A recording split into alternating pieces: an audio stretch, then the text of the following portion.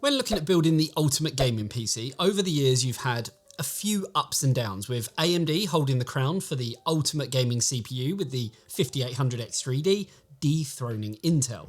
And then with the release of the 13th generation, arguably fighting tooth and nail to regain the top spot. Now with both teams having released their top tier processors aimed at specifically hardcore gamers, the battle has never been so fierce. So it's time for a good old fashioned head to head between the Intel Core i9-13900KS and the AMD Ryzen 9 7950X3D. This is going to be a good one. But before we get into that, here's a quick word from this video sponsor. New from Power Color, the new AMD Radeon RX 7900 XTX Red Devil. Perfect for gaming at a 4K resolution with high refresh rates, whilst using its heatsink and triple fan design to stay quiet and cool to not interrupt your epic gaming moments. Golly! And also introducing the brand new Devil Skins. Every gamer is different, so you can have your GPU be different to match. They attach with magnets to the existing backplate, so changing the appearance of your card works like magic. With different options to match your style, including the sleek and simple intrusive backplate or the dark and mysterious generative backplate. With more options on the way to look out for, so you can change your style however and whenever you want. The new AMD Radeon RX 7900 XTX Red Devil and Devil Skins out now. Devil Skins are only compatible with Red Devil 7900 series cards, available worldwide from all good retailers. For more information, click on the links in the description below. Terms and conditions apply. Now, I don't want to nitpick too much, but to be honest, I was a bit disappointed with the 7950X3D launch. Not because of AMD and the fact that we didn't get one for launch, but with the comparisons that were made by pretty much every media outlet when they compared the 7950X3D against the Core i9-13900K, a processor that launched for $110 cheaper than the AMD gaming flagship. Instead, at least in my opinion, the 7950X3D should have been pitted against the 13900KS, a processor that launched for the same $699 price tag as AMD. Which brings us to today, where we're doing exactly that, seeing which processor truly is the gaming king, and who can walk away with the bragging rights of being the best gaming processor you can buy right now. Obviously, performance is one thing, but looking at the cost per frame and the value proposition is another, especially with the 7800X3D now released, which we will be looking at soon, which offers up similar performance in terms of gaming, but for a much cheaper price. For now though, we're talking about unadulterated speed and performance. And while the 13900KS is arguably the Don when it comes to productivity performance, especially given that the 7950X3D is slightly cut down in specs compared to its non-3D counterpart to make room for the stacked cache, we're kind of putting our focus on pure gaming performance here today. Now, to look at a whole host of games and to keep things as fair as possible, we used all of the same components for both test systems, at least where possible, with the only difference coming by way of the motherboard, where for the AMD system, we used the Gigabyte X670E Aorus Master, and for the Intel system, we used the Asus ROG Z790 Maximus Extreme. For our memory, we used 32GB of G.Skill Trident Z Neo 6000MHz, along with a Seagate Firecuda 530 Gen 4 NVMe drive. And to keep the processor's temperatures under control, both were sitting under an NZXT Z73 RGB AIO, with everything housed inside an NZXT H7 Flow, and then powered by an NZXT C1000 Gold power supply. To alleviate any bottleneck, we used the Inno3D RTX 4090 iChill X3 to really be able to push those frames as high as we can. We tested 14 games in total, and we'll go over as much data as we can, along with looking at the averages across all 14 titles. And as mentioned, to look at the cost per frame to see which processor, along with others that we've tested, compare in terms of value for money. Because in the case of gaming, sometimes paying more doesn't necessarily get you more. Also, for complete transparency, all test systems were on their latest respective BIOS, and Nvidia's 528.24 driver was used for all testing, along with Windows 11 22H2 on both systems, now that performance is no longer nerfed on AMD hardware under that version. So starting things off with Assassin's Creed Valhalla. What we see right off the bat is that our gaming performance is almost identical to the non-3D cached 7950X, though we do lose a few frames though, as shown in the 1% lows at 1080p. 1440p shows that we are still very much GPU bound, as all of our chips come in with similar results, only really being different again in the 1% lows. Then at 4K, both the 7950X3D and 13900KS came in with an identical average FPS and also in the 1% lows. Though compared to the non-3D version, we actually end up losing around 3% of our performance in the averages and around 5% in the 1% lows. Moving on to Call of Duty Modern Warfare 2, and what we find is that our performance is very similar to what we saw in the last game. But here we can see there is a preference towards Intel, with the 13900KS outperforming the 7950X3D in all three resolutions. Again, with such similar results, it's clear to see that no matter what CPU you go with, the GPU is doing all the work here. CSGO is a very interesting title for us to look at because we see the 7950X3D being beaten in performance by both the non-X3D CPU and the Intel 13900KS at 1080p, with the X3D actually performing 2% worse than the non-3D cache version and nearly 8% worse than the 13900KS. This game has always had a preference towards Intel and does love clock speed, and this is maintained at 4K, where the 13900KS outperforms the 7950X3D by quite some margin of around 13%. Though we also find at 4K the X3D chip actually beating the non-3D CPU here by just under 4%. The X3D maintains its new top spot when we move on to Cyberpunk 2077, where it performs 14% better than both the 7950X and the 13900KS at 1080p due to that 3D V-cache, and it maintains that lead at 1440p as well. At 4K it continues to hold the top spot while the 13900KS drops to the bottom, but with only a small 4% difference between them. Death Stranding is our next game, and this sees us maxing out frame rates at every resolution apart from 4K. Though at 1080p, the X3D did take a huge hit in the 1% lows, and this was replicated on every single run. 1440p managed to fall back in line, topping our charts, and then at 4K we start to see some small variance between processors, with 7% more performance than the 13900KS, and with much stronger 1% lows too.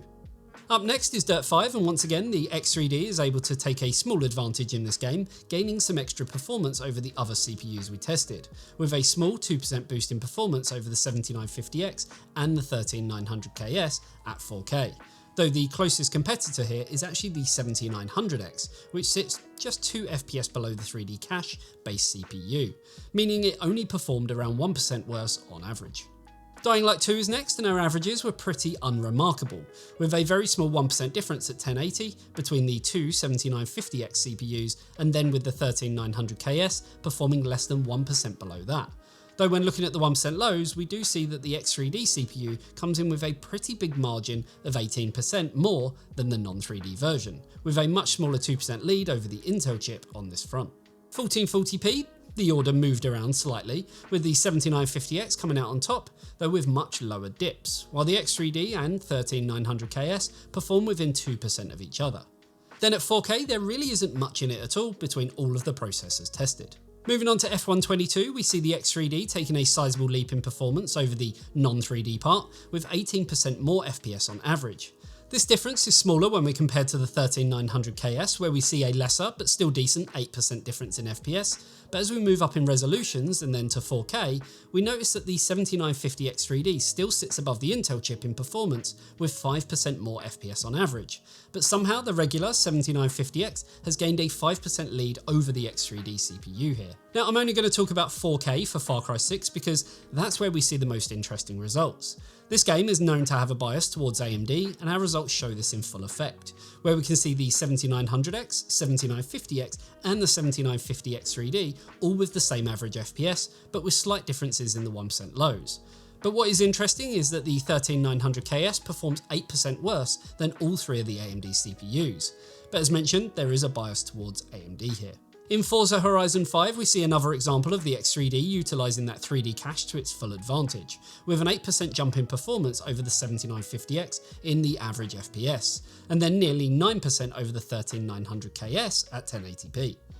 As we move up to 1440p, the X3D still sits ahead, seemingly capped at 305 frames per second, though with a small drop on the Intel CPU, this now grows that margin to around 12%. Then at 4K, the X3D still sits at the top of the stack, separated by around 9% ahead of the 13900KS, though most CPUs performed around the same, even at this high of a resolution. Spider-Man Remastered is an interesting one to look at because resolution completely changes the pecking order for these CPUs. At 1080p, the X3D outperforms everything with a 9% lead over the KS and a massive 27% more than the 7950X. At 1440p, it's a very similar story with a 12% lead in favour of the X3D part and with similar 1% lows to 1080p.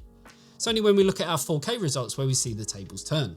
At 4K, the 7950 X3D suddenly performs 12% worse than the 7950X and comes in just 1% worse than the 13900KS. MS Flight Simulator 2020 is next up in our testing, and at 1080p we see that 3D cache really playing an important role here, as it performs a whopping 30% better than the 7950X and an even bigger 34% better than the KS, making this the biggest difference we've noticed throughout all of our testing. It's the same story at 1440p with a whopping 48% margin in favour of AMD over the 13900KS, but much like with Spider-Man, the average FPS takes a nosedive when we move to 4K, where the GPU starts picking up the slack. It's here that we see the 7950X and 13900K, non-S, topping our chart and coming in with identical performance, while the 13900KS sits slightly lower down, but still comes in just under 7% faster than the X3D based CPU. Our second to last game is Red Dead Redemption 2, and at 1080p we see the 7950 X3D and 13900KS coming in with very strong performance, though the AMD based CPU has significantly faster performance in the lows with a lead of around 21%. That aside, what is more interesting is that both Ryzen 9 non-3D parts also come in around 12% faster than the X3D and for less money. At 1440p, the X3D takes another bit of a dive, showing that the 3D cache really makes no difference, and instead the game favours cores and pure unadulterated clock speed. Now seeing the 13900KS performing 6% faster, though the 7950 X3D does fight back in the 1% lows. Then at 4K we see the X3D coming in as the worst CPU in our test, with around 12% less performance when compared to the 13900KS. Our final game is Watch Dogs Legion, and what a game to end on. At 1080p, the X3D performs just under 21% better than the KS, with the 7950X trailing a little further behind, with the X3D coming in 22% faster. 1440p was very similar, with the KS still not managing to keep up with the X3D, coming in with a lead of just around kind of 20%. And then at 4K, the difference does narrow somewhat, but still comes in with the X3D sitting on top, with 5% more FPS than the Intel chip. So with 14 games out the way, which is always a good way to look at performance due to some gamers favouring certain titles over another, it's also worth taking a look at how things stack up across all 14 games as an average, because this can sometimes paint a better picture as to how well-rounded a CPU is in multiple titles, especially given how not every title can really harness the true potential of 3D V-cache. It's here that at 1080p we see, while the 7950 X3D does near the top of our charts and comes in with the best 1% lows, the i9-13900K, not the KS, comes out on top, albeit by only 1 frame per second. Then at 1440p it does drop down slightly, and the top spot is now taken by the 7950 X3D with a 3% lead over the 13900KS, which now sits 2% faster than the standard 13900K. Then lastly, at 4K, the KS takes the crown with less than a 1% margin between it and the 7950X and 7950 X3D, with very similar 1% lows. So really, when we analyse the data across 14 games, there really isn't much in it at all. Obviously, we tested with an RTX 4090 to alleviate any GPU bottleneck, and with that type of GPU and paired with the CPUs tested, you're probably going to be gaming at 4K anyway. It's here that we see all of the CPUs coming in with very similar numbers, showing that the GPU is doing all of the hard work at such a high resolution. So what can we take from this? Well, in all honesty, not a lot. You could argue that certain CPUs are better suited than others at lower resolutions, and this is something we can look at in CPU scaling content in the future. So if you want to see that, let us know. But the key takeaway that we can really look at, I guess, is cost per frame, especially given how different each CPU is in terms of pricing. It's here that we see in the US that the 13900KS with its inflated selling price coming in with the worst value across all 3 resolutions, though even at its MSRP price at both 1080p and 1440p still offers pretty terrible value overall, with the 7950 X3D not too far behind. As we move up to 4K, the MSRP price of the 13900KS does start to offer slightly better value for money when compared to the X3D, but as always with any newly launched product and being the flagships on the latest generation, you're always going to be expected to pay a premium, while the other CPUs tested have had a chance to drop in price, making them a lot more competitive. Now, the 7900X, for instance, that offers up the best value across all three resolutions, followed closely by the i7-13700K. Now, in the UK, it's a slightly different story, with the X3D offering up the worst value for money across all three resolutions. Again, due to the slightly inflated price because of supply issues, with the MSRP price offering up slightly better value than Intel at both 1080 and 1440p. Again, at 4K, the KS does offer up better value at both its MSRP and selling price, but with some pretty strong deals on the i7-13700K, it's hard to ignore its value for money perspective, especially considering that unlike the 7900X, it can be paired with DDR4, again saving on money, though this may hinder performance ever so slightly. So what can we take away from this? Quite a few things really. The first being that both the 7950X3D and 13900KS are beasts when it comes to gaming, though some of the lower skewed parts can actually offer better value for money in terms of gaming, and at most resolutions, especially when paired with an RTX 4090. Well, it just kind of shows that the GPU is so powerful that the CPU is somewhat taken out of the equation. Sure, there are titles that the 7950X3D offers up significant performance over any CPU that doesn't feature 3D V-Cache, like Microsoft Flight Sim, but I don't know, with only a few titles really showing that it's able to harness the power, does that really add any extra value? You could argue, yes, but across multiple titles, it does show that the juice maybe isn't worth the squeeze. And in this case, that's talking about the cost. Now, the 7900X and 13700K still offer the best value overall, and an argument could be made for either when gaming and pairing with a flagship GPU. Obviously, if you did go with the Intel route, the saving grace that adds extra value is the fact that it's still compatible with DDR4, though for a platform that is somewhat argued as dead in the water, that certainly goes against it when compared to AMD. As I mentioned, if you're wanting the best, you will have to be prepared to pay for it, but that's a given and isn't something that you don't already know. For me personally, the more exciting CPU is the 7800X3D, though we're still waiting for ours to fully test it, which kind of does make me wonder why AMD even bothered with a 3D version of the 7950X, as the non-3D cache version is the better CPU to buy when thinking about pure cost.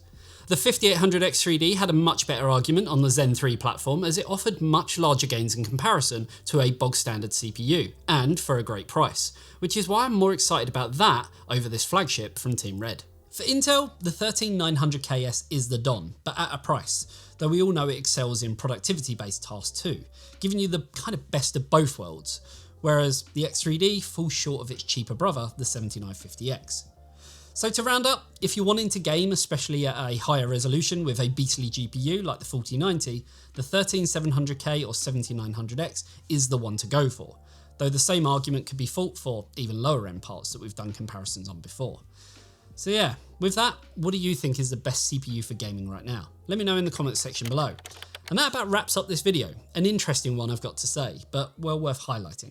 If you enjoyed this video, then a like and a sub to the channel would be amazing.